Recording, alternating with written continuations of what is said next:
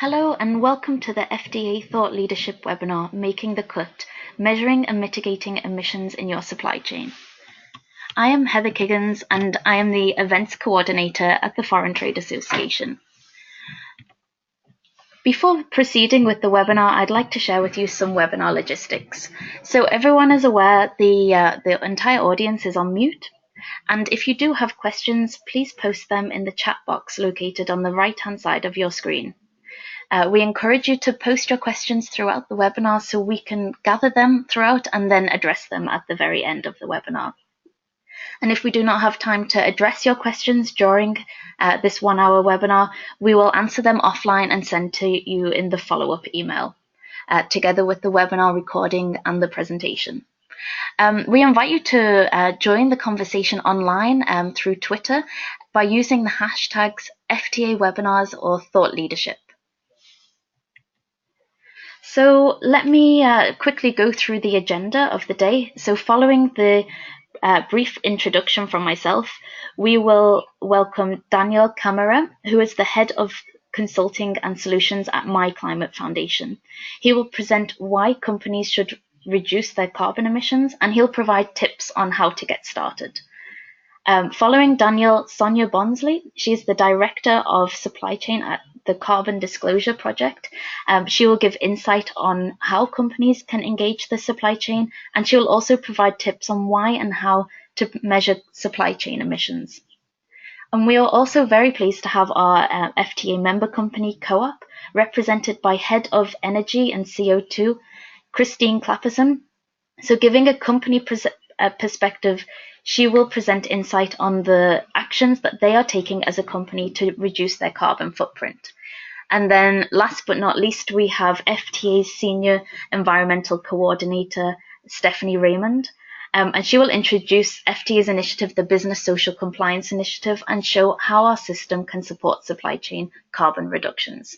At the very end of the webinar, as I mentioned, we will address as many questions as we can. So we really have a leading panel of experts providing their insight into this important topic. Before proceeding with the topic of the webinar, I'd like to just present a small background and a bit of an update on the Foreign Trade Association. So we are the leading business association of global commerce that promotes the values of international trade and sustainable supply chains. We offer two services for our members: the International Trade Policy service, which advocates to ensure that decisions made at the highest level support our members to maximize the benefits of international trade. And Sustainable Supply Chains, which is represented by BSCI, the Business Social Compliance Initiative, which is a supply chain management system which supports companies to drive social compliance improvements within the factories and farms in their supply chain.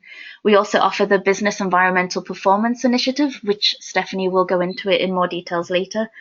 This is also a business-driven initiative supporting companies to improve environmental performance in their supplying factories worldwide.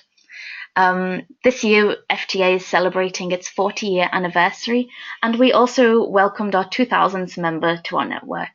So we're truly an international organization, and we have representatives in 14 locations around the world. So while we have a lot to celebrate in our 40 years, we can also see that in this time the world has changed for businesses in particular. We've seen the introduction of the Sustainable Development Goals, which have had a huge impact on businesses around the world. While most trade barriers have been lifted in our time, we've also seen a rise in protectionism in different corners of the world. And the way we do business is changing. So the introduction of online and the internet have set limitless possibilities for the international commerce, and we've also seen an increase in the conscientious shopper, so who want to know more about sustainability in the companies that they buy from. So in this context, in 2017, FTA has been working on its new vision going forward. So our vision is a world where trade delivers social, environmental, and economic benefits for everyone. Our mission is that we enable organizations to enhance human prosperity, use natural resources responsibly, and drive open trade globally. Our mission is underpinned by 3 values: leadership, collaboration, and excellence. So we also, along with our vision, we also have introduced a new name for our association from January 2018 going forward. So what we're looking for in our name was a need for a brand that reflects business with purpose and with impact. We need a name which is global and dynamic, and a name that is differentiable and sustainable throughout time. So from January 2018, FTA will be known as Amphori. So Amphori is the name originates from the amphora, the ancient Greek vessel used to transport products throughout history. We believe this name is timeless, international, and really symbolizes our mission of achieving trade with purpose. So we invite you to keep an eye out for Amphori's activities going forward in 2018. Thank you for listening to FTA's update, and now moving back to the topic of the webinar, I'd like to hand over to Daniel, who will present why companies should reduce their CO2 emissions. Daniel, the floor is yours. Thank you very much, Heather, and welcome everybody. I'm happy that I can open the webinar today and have the important question on why should companies start to reduce their carbon emissions, and how can you get started? So first of all, I would like to address the issue of climate change. If you can go forward to the next slides. And one more. I don't want to spend too much time on the climate change issue, but just to make clear that the scientific consensus is clear about this. We see the environmental damages caused by higher levels of CO2 emissions and greenhouse gas emissions in the atmosphere, and we see the influences this has on environmental damages, on our society, and then on our economy. Just to mention a few, we already see diseases going into areas where they haven't been before, so it's a migration of diseases. We see impact and damages to infrastructure, but also to the way how agriculture works. So this will have major influences on economy and on society. But on the good hand, only last year the Paris Agreement has been adopted. Moving on to the next slide. So this major event in Paris was a major step in the international collaboration on this issue. We do see some states who want to not really support this, primarily in the US, but the majority is here, and the arguments why we should go into this direction, I will deliver on it next. So if you go forward, we will talk about the business opportunities that companies can gain from addressing the issue of climate change and carbon emissions. And before I go into this, I would like to give you a short overview on the company I work for, on My Climate. The My Climate Foundation is a social business headquartered in Zurich in Switzerland. We have been established 15 years ago, and we have the primarily goal of being a partner for business, for society in effective climate protection. On the next slide, I can show you where we are located, in what areas. So we have the headquarters in Switzerland, but we have operations in Germany, in the Benelux, in Scandinavia. We started collaboration in Japan, and maybe this year or next year we will go into China. So as the issue of climate change is a global issue, we also have our operations globally. So what are the main strategies that businesses can start to really address this issue? if you look on this diagram, I think it makes it quite simple and clear what the main strategies are. So on the x-axis we have the time, and on the y-axis we have the footprint. Let it be the carbon footprint of any activity, company, or product. What we can do to reduce emissions over time is use more and more renewable energies. This is the black-blue area. To have better investments in renewable energy, but also usage of renewable energy. Of course, fossil fuels being burned and emitting the carbon emission is the major source of carbon. This is one of the primary strategies we need to address, having better supply of renewable energies.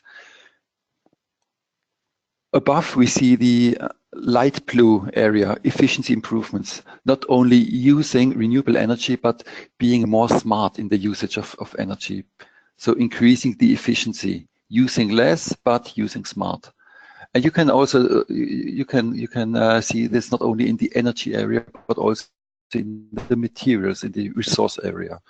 Because every material, every resource has gray emissions, has a gray energy demand. So using energies, using resources more and more smart. Those are the two main pillars. But again, we will never be at the end in having all efficiency improvements installed. So in between, we can already do carbon offsetting. Carbon offsetting is nothing else but investing in renewable energies, investing in efficiency improvements that will not take place in your own operations, but somewhere else. So this is the classical business decision on what do you do yourself, what do you buy, what do you make? Buy renewable energies, buy efficiency improvements, or make it yourself. And those are the three main strategies to address. I will give you in the next slide a short explanation of this mechanism, the carbon offsetting, what this really does. If you see on the left-hand side, the red area, if you can do a carbon calculation, establish a carbon footprint of any activity, of any organization, of any product. This will emit, or this accounts for the emissions that will be emitted through these activities into the atmosphere.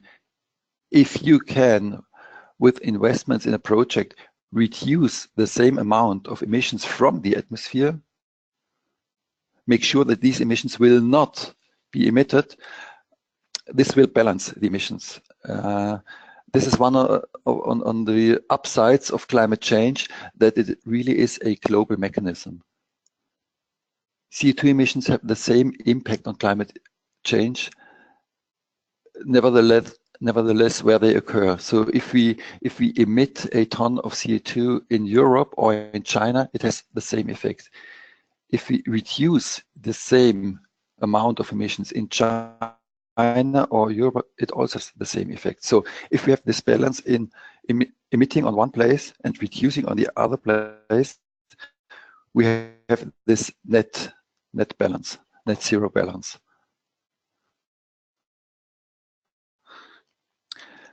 If we go on to the next slide, we will tap further into this carbon footprinting, accounting of the emissions. So we have two major instruments, methodologies on how we can do a carbon footprint.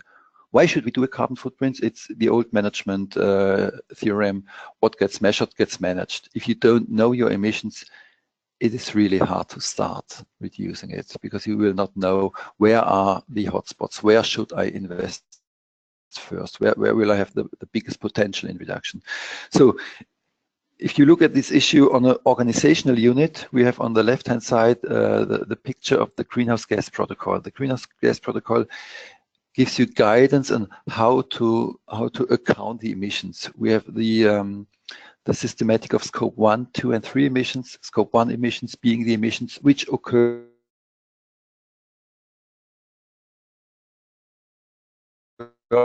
on place.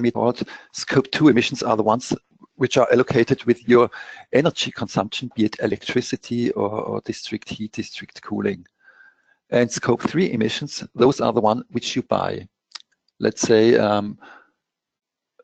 resources, byproducts, products that you buy to further develop and manufacture your final product. Those are the most difficult ones to calculate, and typically this is where the hugest or where the largest potential is in. If you want to look at it on a product cycle, on the right hand side, this is a picture of the Lifecycle Assessment cycle, where you start from cradle to grave to really look in the supply chain, what materials, what processes, what logistics is involved in my specific product or product line, and how it goes further once the product is with the customer, with the client. Some products will further emit CO2 emissions, consume electricity or energy in usage, and also in disposal or in recycling. Those two methodologies are the backbone in measuring, accounting these CO2 emissions in doing a carbon footprint. So I brought some examples on how companies then get started in reducing the emissions. Moving on to the next slide, we will have the example of carbon pricing. Carbon pricing is an instrument where organizations, where companies started to give a price to the CO2 emissions. Giving a price to it has many benefits. One is you implement the polluter pays principle. So the department, the cost center in your organization that is responsible for the emissions because it buys some services or some products, they will not only have to pay for the normal price, but they will also have to pay for the included emissions. And this can already make a business decision on what product, what service to source. It is least cost because you will then decide on where should we start reducing it. We will start reducing where will the best cost benefit from it. And even more, it stimulates clean technology and innovation. There's an international campaign on the carbon pricing. Many companies, primarily larger internationals, have started implementing this carbon pricing as a tool inside the information, be it for investment decisions or be it really for the day-to-day sourcing. Christine will maybe go into more detail because CoOp also applies carbon pricing. If you go on the next slide, it is always worthwhile to involve your suppliers. You can involve your suppliers for many issues with scope 3 emissions in the supply chain. One is, again, on the sourcing side, source low carbon materials, source products and logistics which are low carbon. This will already help you lowering your carbon footprint. We have examples from Chiquita or Otlo where we have consulted on what materials to use, what services to use. Of course, you need to have this carbon footprint of the different materials and services so you can make this decision. Going further on, you can collaborate with your suppliers and work together with them to find. Oh, sorry, Heather, we need to stay on that slide, yes. To involve your suppliers in finding innovative solutions over the whole supply chain. Another example from CoOp. CoOp supports its suppliers in agriculture, farmers, to really go into this issue and look what are new technologies, what are new innovations that they could adapt. And of course, if you already have done these things, or if there's for whatever reason it's not the right timing for this, you can already start with offsetting emissions which you cannot source with low carbon materials or which you cannot tackle through collaboration. On the next slide, I have examples how to improve your own operations. Of course, again, it's switch to renewable energy sources wherever possible. It's easier when it comes to electricity. When it comes to heating and process energy, of course, there is infrastructure, there are investments around, but still, each and every investment decision is also a decision on carbon emissions. And again, the operations where you cannot switch today, this year, in the short term, you can still account for those emissions, and you can make sure that in another project those emissions will be reduced. We have the examples of VD or Swisscom. Both organizations switch all their electricity consumption to renewable sources, or Aldi in Switzerland, which was not able to do this quickly, but which compensates, which offsets all those emissions in other projects, which do the switch to renewable energy. Next example or next area is in positioning the product. So I said there are many business opportunities. Not only do good, but talk about it. Inform your customers, your clients on your activities when it comes to carbon emission reduction, and also when this is already reflected in the product. So develop low carbon products. You may be aware of Dyson, which is quite a company which is quite keen on finding technology solutions for products that have a reduced energy consumption and, of course, reduced carbon emissions. In addition, inform your clients on the carbon footprints of your products so that they can themselves make the decision. Which product do I want to source? A low carbon or a product with higher emissions? Migros, for example, has done this and provided many product carbon footprints to their clients. And again, offset remaining emissions. Create a carbon neutral product. This is what Kyocera has done. They started in Germany, and I think it's next year when they roll out this on a global level. Printers, print solutions which are completely carbon neutral. So we are at the end of my presentation. If you do have any further questions in this area, be it on the carbon footprinting or be it on the reduction,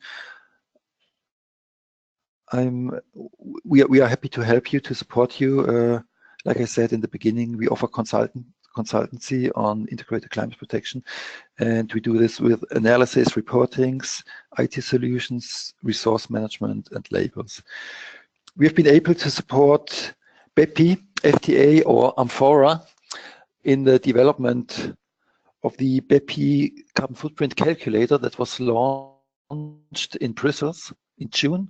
If you want to go into more details, specifically with regard to Scope 3 emissions, we have many more dedicated tools for this. Thank you very much. Thank you, Daniel, for providing your insight, giving the basis on why companies should get involved and insight onto how companies can get started. So diving into a bit more detail on how to engage your supply chain, Sonia Bonzi, the director from CDP, she will provide some insight. So Sonia, I'm handing the floor to you. Thank you very much. Wonderful. Thank you very much, Heather, and thank you very much, FTA, for having me. For those of you who are expecting Dexter Galvin, who's head of supply chain, to be presenting today, he passes on his apologies, but he's had a baby over the weekend, so I'm filling in. If we go on to the next slide. What I'm going to be talking about briefly today, very much building on what Daniel's been talking about, who went through why climate change was so important, is emissions in the supply chain. What's the reality of what's happening with your suppliers on climate change? We'll then also have a look at the benefits of getting suppliers to reporting information to you, and then how can you actively engage with your supply chain to reduce those emissions. I've only got 10 minutes and I could probably talk about this topic for about 13 hours, so I'll be going quite fast, but happy to answer any questions at the end. Going to the next slide. So a quick introduction to CDP. CDP is an international not-for-profit organisation. Some of you may have heard of us previously. We work globally around the world, and we collect environmental information from thousands of companies on behalf of two main entities. The first entity is the investors. We work with over 800 investors who represent in excess of $100 trillion worth of assets, and who want to collect information on companies' environmental performance on climate change, deforestation and water, but we're going to focus on climate change today. We also work with over 99 companies, it's actually 100 now. We call them the supply chain members. And these are companies and organizations. They include public sector and NGOs that want to collect information from their suppliers to incentivize and to increase the amount of action that's being taken on climate change in their supply chain. If you go on to the next slide.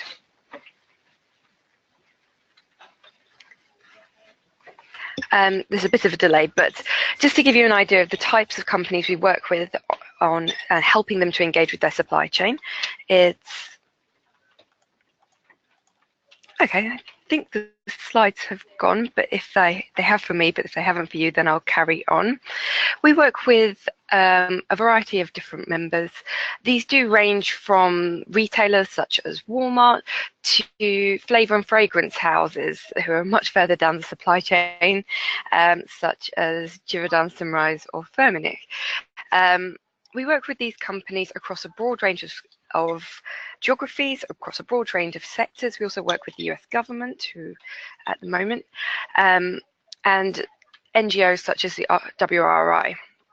Now, the one thing that these companies have in common is that they all see both risk and opportunity coming from climate change within their supply chain.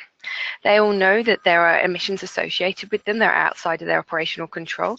They know there's significant opportunity to managing these emissions, and they also know that this has to happen by active engagement with their suppliers. So we work with 100 members who ask around 10,000 suppliers to respond to disclose information through CDP this year, and they represent in excess of $3 trillion worth of combined purchasing power, so quite a hefty membership group. If you move on to the next slide. The reaction we see is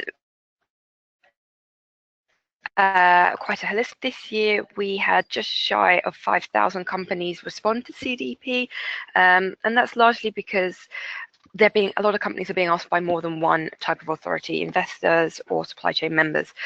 One company this year was asked to disclose by 52 of their customers, which made a very compelling, and as well as investors, which made a very compelling argument to not only disclose information, but to take more action to reduce emissions going forward. So never underestimate the power of collaboration would be my first bit of advice. So we move on to the next slide. That's just a brief bit of information and background on who CDP is. As I mentioned, we've been running a supply chain engagement program for about 4 years. Well, no, it's actually 6 years now. And if we start at the core of it, why does CDP have a supply chain program? These members that signed up, we've been collecting emissions data for years. We know that on average, the ratio of indirect supply chain emissions compared to your direct operational emissions is 4 to 1. Now that's cross-sector. We collect information from thousands of companies from all different sectors every year. When I start to look at the FMCGs, which I know a lot of you are, the retailers, again represented here, you're looking at more between 10 to 20 to 1. The supply chain or indirect emissions, upstream emissions, if you'd rather think of it that way, compared to your operational emissions, are substantive. Move on to the next slide. We know that they're substantive, and we also know that they have impacts on companies. These are the things we hear from our members. There's increased competition for resources, which is impacting operating costs. If everybody's competing for the same resources, if everyone's buying more and more energy, price of oil goes up, or it becomes more volatile, you get competition. We also know that there is a lot more concern around business disruption from increased levels of extreme weather events. More and more companies are telling us every year that they are seeing disruption to their own operations because their supply chain has been disrupted.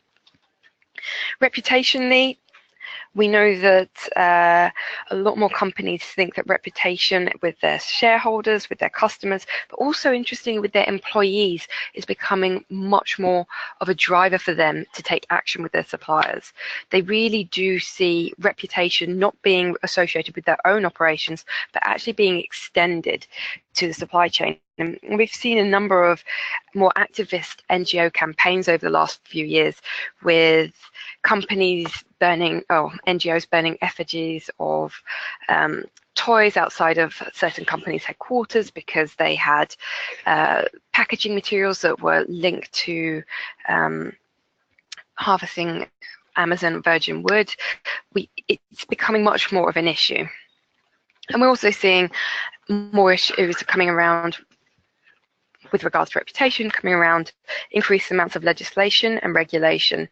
And Paris has only solidified this. So the climate agreement in Paris has just spurned the whole thing onto another level. And that's why we're seeing more and more companies taking more action outside of their operations through engagement, because this is a topic that's becoming much more of a conversation on a day-to-day business. Next slide. So what do the suppliers say? So we surveyed just shy of 10,000 companies this year. Last year it was just shy of 9,000 or 8,000, I think it was. So I'm going to talk to you a bit about the results from last year. We've only just finished for this year. Overall, 74% of all responding suppliers reported significant business risk from climate change in the short to medium term. In the long term, it was pretty much endemic. So they know that that climate change is a risk going forward, and we're starting to see more of them try to take a little bit more of action. If you move on to the next slide. They don't just see it as a risk though. These suppliers reported significant opportunities. 68% identified any opportunity related to climate change, and nearly 1,000 opportunities were identified linked to changing consumer and customer preferences and the benefits to corporate reputation. If you move on to the next slide.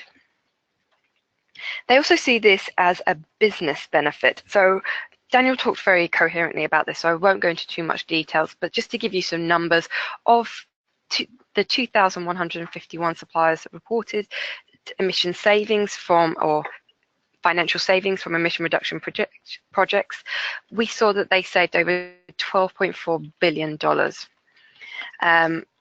That's an incredible amount, and you can only see that growing more and more. Typically, when we ask them how they're reducing emissions, the most average payback period for the projects that they implement is 1 to 3 years. Many of them are also reporting investments that pay back in under a year. So there is some real business benefits for getting suppliers started on this journey. And many of them don't know about this until you start asking these questions. If you move on to the next slide. So I just covered that very quickly because Daniel's talked about the why quite coherently. What I'm going to talk a little bit more about now is how some of our members are getting started on this process and how they're driving more emission reduction activities with their suppliers. So if we go on to the next slide. A typical plan that we see coming from these members that we work with, and I mentioned we work with them, we work with over 100, is it follows 4 key steps, and it's an annual cycle that we do with them. They set the strategy. This is really important. In fact, everything builds on this. What would success look like for them? And it sounds like a very easy question, but it's varied. Is it reducing your scope 3 emissions? Is it seeing more suppliers reporting emissions and taking steps to reduce emissions? Is it suppliers setting targets to reduce emissions? Is it, as Daniel mentioned, more suppliers reporting purchasing renewable energy? There's a variety of different KPIs you can look at, and every company is individual. There are some cross-cutting themes that we see across the 100, which I'll talk a bit about later, but it's got to be very personal to you. And my first bit of advice is have a look at what success looked like for your own operations. Most of the times where we see a successful supplier engagement campaign happen, it's where they get to talk to their suppliers about what's worked for them in the past and why these KPIs are important to them. It's a very selling or compelling discussion once you get to there. Once you've done that, you need to identify and communicate with suppliers. Now, we usually see this based on percentage of spend. Between 60 to 80% of spend seems to be the rule of thumb. That ranges from 50 suppliers in very extreme sections to up to 1,000. But that's how we see companies look at who they should engage with. So if you engage with the main 60 to 80% of your spend, that's probably a couple of hundred suppliers. If you go to the next 20, you're looking at a few more thousand if you're a big company, and they tend to flit in and out. Now, a lot of companies have made a decision to not engage with them all, actively engage with them all, because of that. They have less of a sway over those companies, and also because they change out more. They also represent less of their Scope 3 emissions because spend is so closely linked to Scope 3. Ask the questions of your suppliers. I will talk more about that in a second, and then access, analyze the data and feedback to them. Again, I'll talk more about that in 1 second. Next slide, please.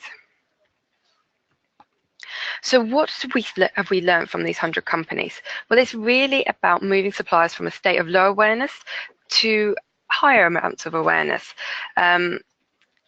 And just by asking questions of your suppliers, you begin that story. I can honestly tell you that just having a customer write to a supplier, ask them, do you measure your emissions? Could you tell me what they are? What's your strategy for managing these? It does create thought-provoking discussions within the company, and it leads to them undertaking an inventory for the first time, as Daniel mentioned. What is measured gets managed. You're starting them on that journey. Now, most companies, when they start engaging with their suppliers, note that there's a big variety. You will have some big companies that are doing very well. You will also have a substantial amount of suppliers that have never looked at that in the past. It's really important to make sure that you cater to both. None of the members we work with, and one of the things we do work really hard with them to communicate, is that nobody expects perfection in year one. It's about going on this journey on a step-by-step basis, year-by-year basis, always pushing, always helping, but again, taking practical steps moving forward. If you go on to the next slide. Most often we see them doing this by defining a roadmap. Now, this is a typical roadmap that I've pulled from a couple of members that we work with. And it really does outline what are the key steps that we want you to take to the supplier. So depending on where they are on this roadmap, they know what the next step is. It could start with disclose information, calculate your emissions, set a target, reduce these emissions, collaborate with us, let's get innovative on products and services. That's a very typical one. There are other ones that are coming into vogue, such as purchase more renewable energy. Carbon offsetting could be another part of that. A lot more members are actually asking their suppliers to start engaging with their suppliers because they want to see this effect cascade down the supply chain.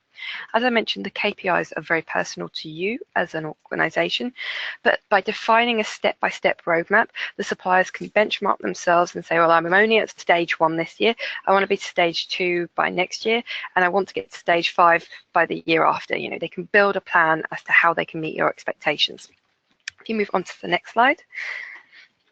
And we know that repeat requests does drive action. So here's we call it hashtag disclosure works, and my comms team would be very proud of me for saying that out loud. But if you look at asking companies year on year, we see that by engaging with them, buyers engaging with suppliers, we see increased levels of action happen. First-time responders, about 38% of them report undertaking any emission reduction activities. By the time they get to their 3rd year of responding, you're looking at 69%.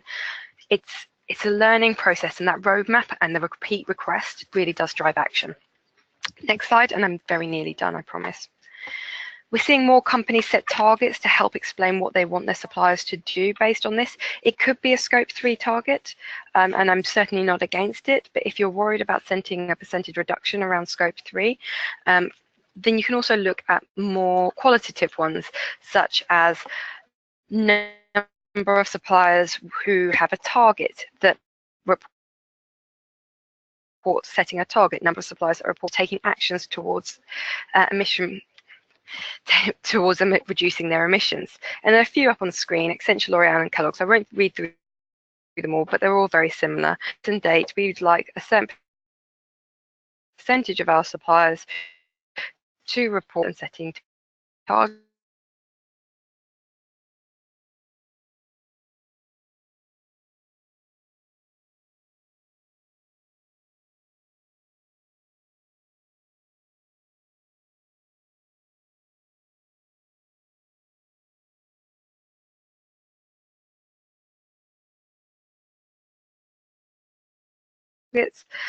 Request is saying. Again, it drives the right activities, it helps suppliers benchmark and improve year on year.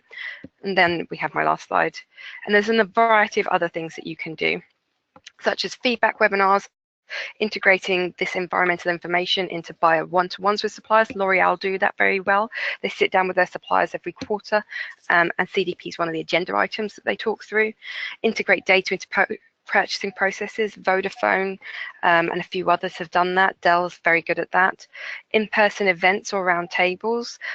KPMG UK run an event for their suppliers celebrating action each year, and again, action on climate sits as part of that. And awards. Vodafone again and BT do a very good awards scheme. Companies, suppliers, you'll be amazed what it incentivizes them to do if they can win an award to say that they've reduced the most emissions or they've met the most KPIs in a certain way. That's it for me, and I'm going to stop there. Thank you very much for your time. I'd be happy to answer any questions. Thank you very much, Sonia, for presenting the real impact of your business operations down the supply chain, and how companies can engage the real incentives, how companies can engage their supply chain, and how they can increase responses and have a real impact. Now we are actually moving on to how through a FTA member CoOp, and I'm pleased to welcome Christine Clapperson. She's the head of energy and CO2, who will give that company perspective. She will show how companies are how they are providing actions to reduce their own carbon footprint. Christine, the floor is yours.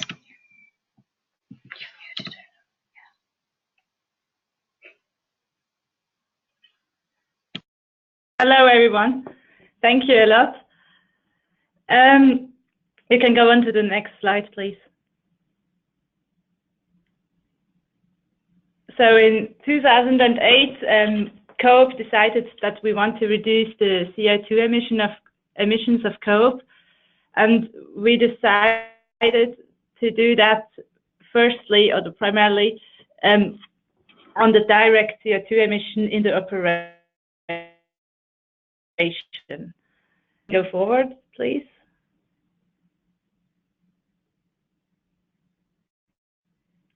We did an overview over the energy use and the CO2 emissions of CoOp in 2008,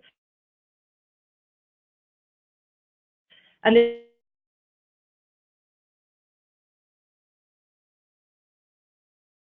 looks like this here on the slide, to the CO2 emissions of 140,000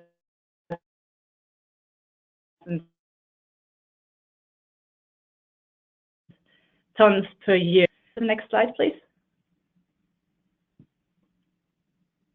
We decided that we set a target. The first is that we wanted to reduce the absolute CO2 emissions within 15 years as much as possible, and we said we want to do it by conducting all technical and possible financially acceptable measures. And second, we want to offset the remaining CO2 emissions of the 2023 with external projects. I just tell you a little bit about what financially acceptable measures are within us. You can go into the next slide, please. So we decided in 2008 that we don't want to do the investment decisions, not anymore on the traditional payback calculations, but we want to do it on the life cycle costs. So the life cycle costs include the write-off inclusive, the internal interest rate, the operational costs, and we set a price on CO2, which is 150 francs per ton of CO2. You can go on to the next slide. You see there that it's actually, you can click through like 3 times, please. One more. You can see, no, one back, thank you. You can see if you have an investment in which is around 400,000 francs and savings per year, in this example, of 64,000 francs, you would have a payback at 6.25 years, which is really high. And within CoOp, we have the target to do only investments which are less than 4 years. Reaching this investment decision, we said we look at the whole life cycle, which is 15 years in this case, and we have savings from about more than 500,000 Swiss francs, which is more positive, and we actually did this investment. You can go forward, please. So we said with this investment decision, we want actually, please go forward once more. We want to reduce the absolute energy use with 20%. We want to increase our renewable energies to up to 80%, and therefore our CO2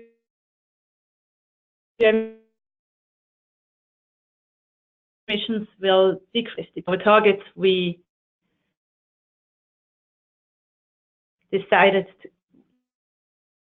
that we want to do this.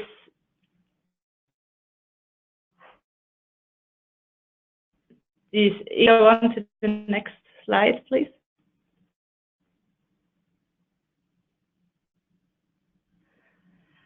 The first is that we did all the new and refurbished buildings by the Minergie standard. That's a standard in Switzerland, which is almost like BREEAM or LEED, which is more international.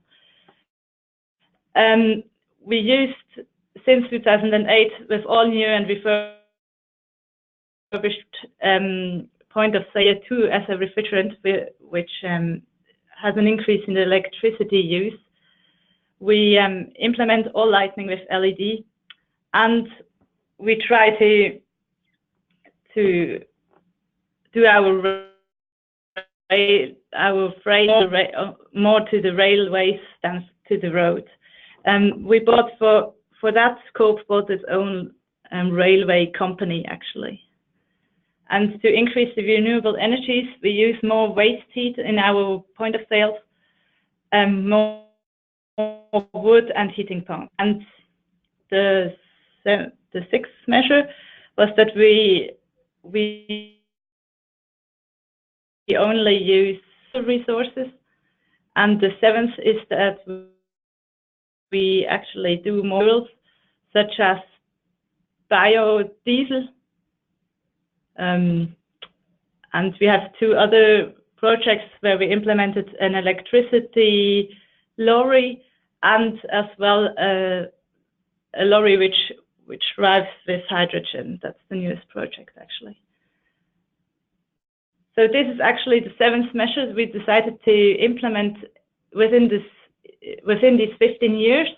And if you go into the next slide, you see our CO2 reductions actually decreased by 25% since 2008. I will shortly tell you a little bit more about the Scope 3 emissions. We did this year an estimate for the whole Scope 3 emissions, and as the sales numbers from our sales department. And next year we've decided to take some projects and measures as well in the scope 3 area. So this was my presentation. Thank you a lot.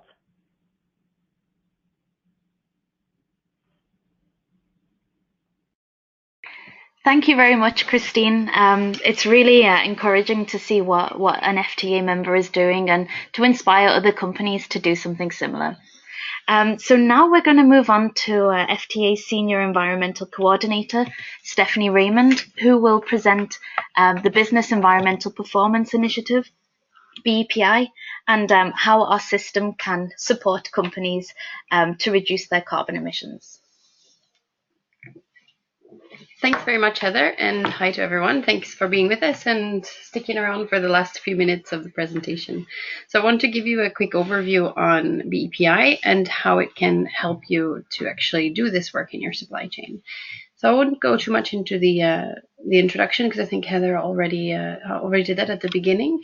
Just to give you a quick overview, so BPI, we have currently 315 companies participating in BPI, and we have over 2,500 factories or producers in our system, covering 48 countries and 14 sectors.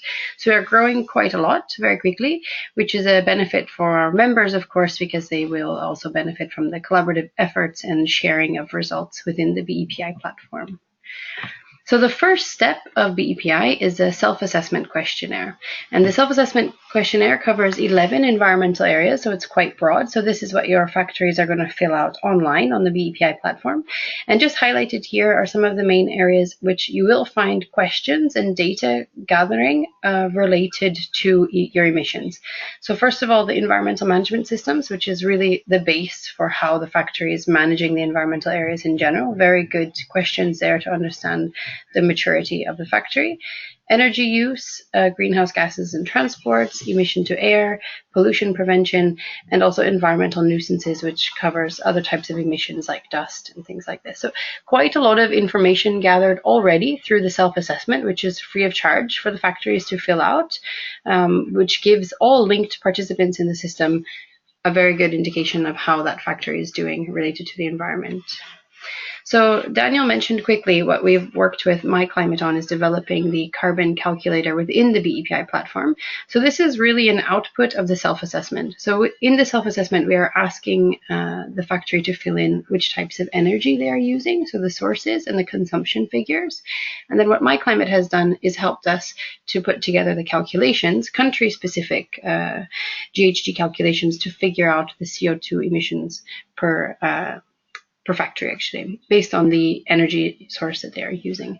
So this can be really good information, not only for the factory as well, for them to measure and to track any changes throughout the years, but also for their customers, so the linked BPI participants, to have an indication of which factories are maybe doing very well, which ones could make some improvements, and also to track changes over time. And it's also a very good way. I mean, both Sonia and Daniel have mentioned this sort of first step of talking with your supply chain, engaging your factories, and making that first effort to raise the conversation with them. And this tool is a very good way to do that. And it will highlight both to them and their customers actually how they are doing on their carbon footprint. So other ways that BPI can help you in addressing emissions in the supply chain. So the first step is, of course, the assessment using the carbon calculator, and then engaging your supply chain through various different tools we have through the platform. You invite your factories, they engage with us. You can involve them in the environmental improvements. Some of the improvements that we offer, so you can work with an environmental consultant, BPI approved environmental consultant on the ground, that can help do those very sort of quick wins, very high return on investment type of changes in the factory, and very practical advice for the factory of how they could, for example, focus on reducing their emissions. Also could cover other areas. We have a lot of our members working on chemical use, for example, and the consultant can also focus on that. So depending on what the hotspots are for that factory, you can work with a consultant to focus on what's important. We also offer a lot of trainings. So right now, actually in China, we are running workshops on environmental management systems, on air pollution management, on regulatory compliance.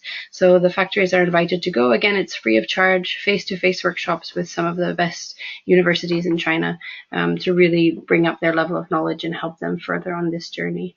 And as well, through the platform and through our sustainability dashboards, our members have a lot of tools and resources to help them measure and to follow up on performance.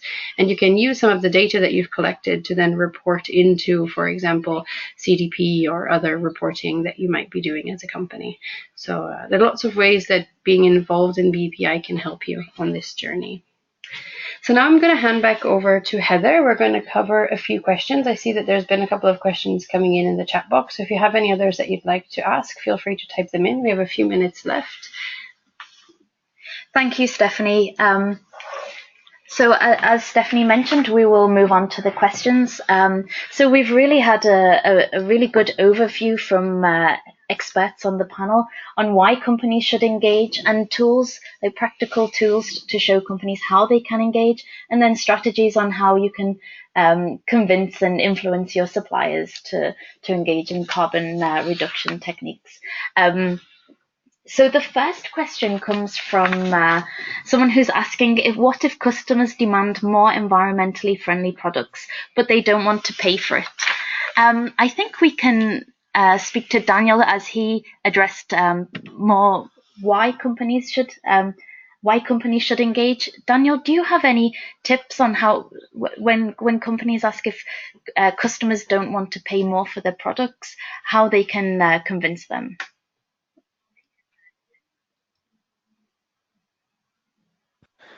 Well, this is always difficult if someone does not want to pay more for it. Well, first of all, it doesn't always have to be more expensive just because to be more environmentally friendly or be more carbon smart. But of course, if you want to sell this as an added value to your customer, there has to be a real added value for the customer. And I think it's on this issue. If you can connect this added value to the demands of the client, of the customer, then you can charge a premium. This is not the case. This will be quite difficult.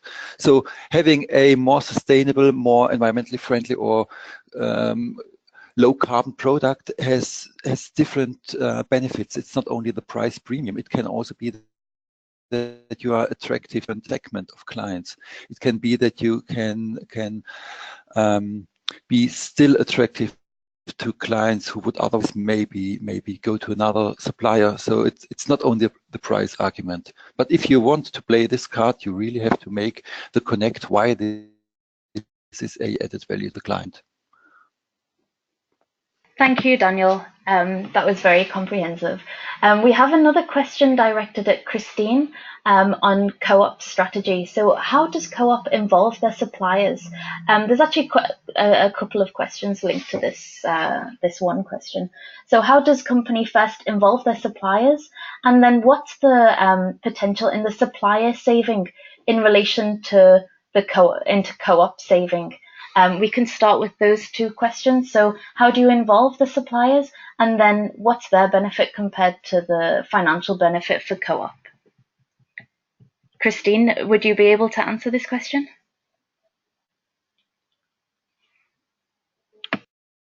Yes, sure. Just like I said in the end of my presentation, that we just started by estimating the Scope 3 emissions. So we haven't really enclosed the supply chain yet. So we just started with this whole process to estimate the Scope 3 emissions, and then afterwards, or next year, we will see which suppliers are the most, well, have the most CO2 emissions, so we can concentrate on that with specific projects. Like Daniel said in his presentation, that we actually are doing some projects with farmers that today where we try to reduce CO2 emissions by doing some biogas projects with them. But it has been really strategic to this level. We're just starting with that. I hope that Yes, that's perfect, Christine. Thank you very much. More questions are coming in. So we have one question which I can ask both Sonia and Stephanie. So someone would like to know, are both CDP and BPI focused on GHG, greenhouse gas emissions from Tier 1 suppliers only? Sonia, perhaps you could start?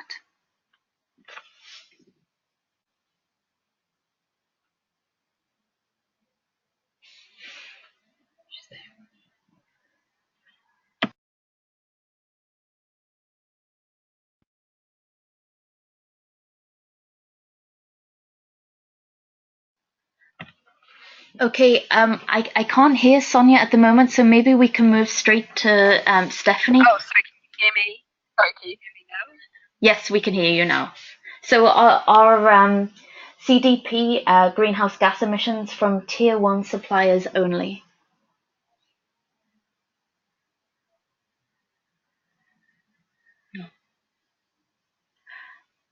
I think we have some trouble with our connection.